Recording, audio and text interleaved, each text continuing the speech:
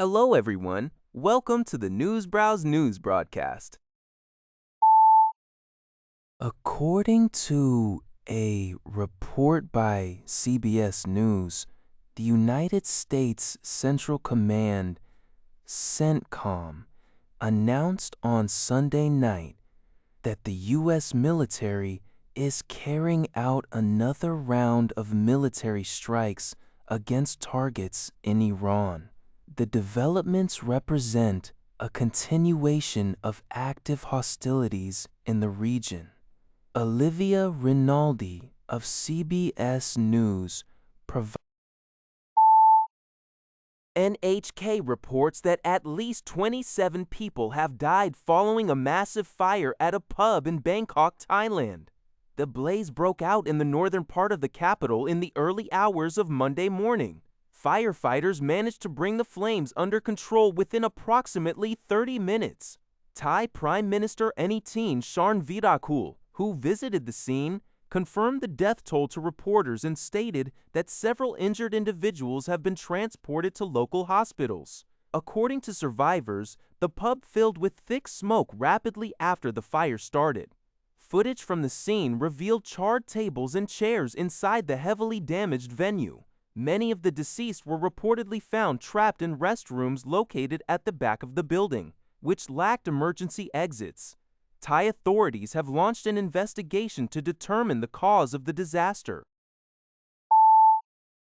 According to a report by the Liberty Times, Typhoon Bavi, the strongest storm to hit China this year, made landfall in East China's Zhejiang province on July 11th and 12th.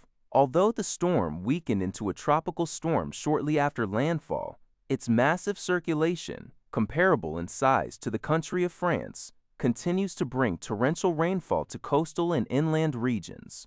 Over 2.8 million people have been evacuated across East China, including more than 2.2 million in Zhejiang alone.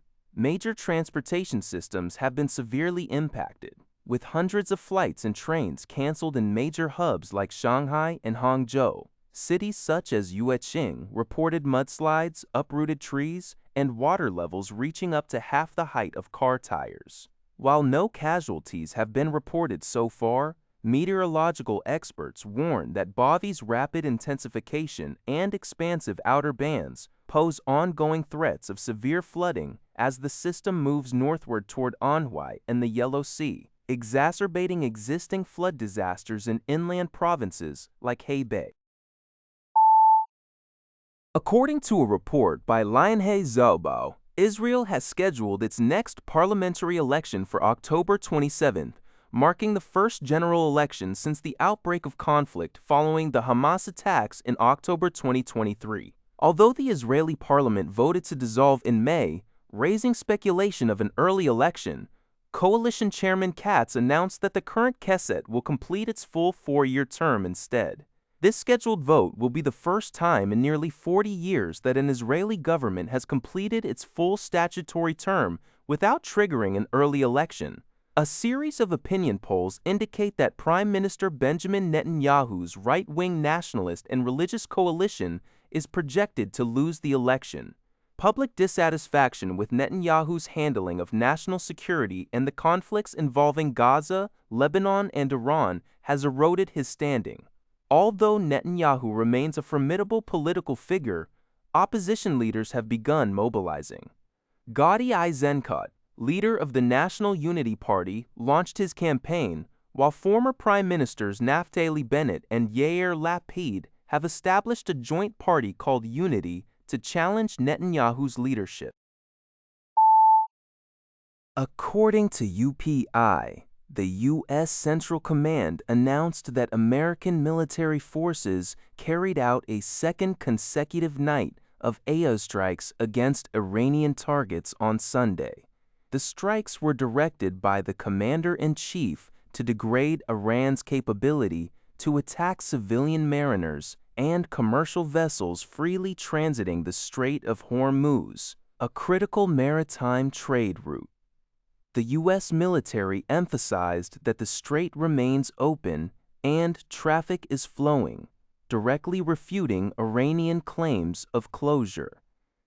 This new wave of American strikes followed rocket and drone attacks by Iran's Islamic Revolutionary Guard Corps against U.S. military assets located across several neighboring nations, including Qatar, Oman, Bahrain, Kuwait, Jordan, and the United Arab Emirates.